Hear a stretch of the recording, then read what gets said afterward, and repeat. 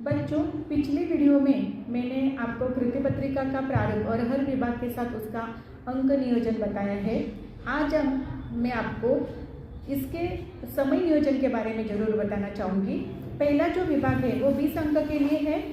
11 बजे आपका पेपर शुरू होगा। 11 से 11:30 बजे तक गद्य विभाग आपका पूरा होना चाहिए। इसमें 2 पठित गद्यांश होंगे और 1 अपठित गद्यांश होगा। विभाग दूसरा है वो 12 अंक के लिए है। वो 11:30 से 11:50 तक पूरा होना बहुत ज़रूरी है।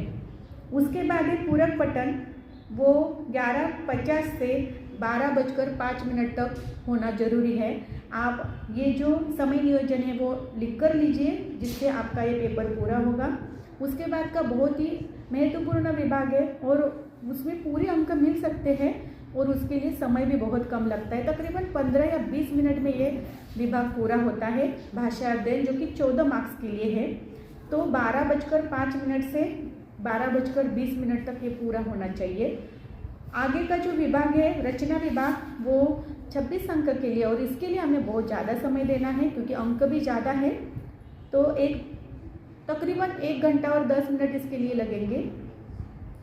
तो इसमें है पत्र लेखन है, गद्य आकलन है, वृत्तांत लेखन, कहानी लेखन है, विज्ञापन लेखन है और निबंध लेखन है।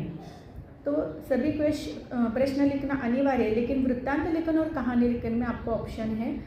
मैं तो कहूँगी कि आप वृत्तांत लिखिए, जिसमें कम समय में आप अच्छे से लिख सकते हैं और अच्छे से मार्क्स मिल सकते हैं। लेकिन कभी कभी वृत्तांत अगर समझ में नहीं आता है तो आप कहानी जरूर लिखिए, क्योंकि कहानी लेखन में आपके सामने मध्य होते हैं तो फिर उसमें भी मार्क्स मिल सकते हैं। लेकिन कहानी लेखन में ज़्यादा लिखना होता है, इसलिए कभी कभी कहानी लेखन में आप अटक जाते हैं तो निबंध लेखन आप कम करते हैं। तो ऐसा मत कीजिए। अगर टाइम मैनेजमेंट आप अच्छे से करोगे तो आपका पेपर पूरा होगा और आपको ज़्यादा से ज़्यादा अंक मिलेंगे। क्योंकि 10वीं के बोर्ड के सभी विषयों में सबसे लेंथी पेपर कौन सा होता है तो हिंदी का होता है, और हिंदी के लिए ये बहुत बड़ा चैलेंज होता है कि वो पेपर कैसा कवर करें। तो अगर समय नियोजन के साथ आप जाओगे तो आपका पेपर पूरा होगा।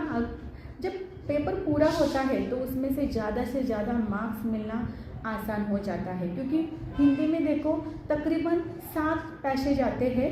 तो 7 पैसेज में से जो भी आकलन कृति है या फिर ग्रामर है, उसमें से आपको ज़्यादा से ज़्यादा मार्क्स मिल सकते हैं। जो स्वमत अभिव्यक्ति होती है बच्चों, वो भी 2-2 मार्क्स के लिए होती है। सो दैट हिंदी में बहुत से मार्क्स मिल सकते हैं। जो पत्र लेखन है वो भी बहुत आसान होता है, वहाँ पर सब दिया हुआ होता है, सिर्फ आपको अच्छे से लिखना होता है बस।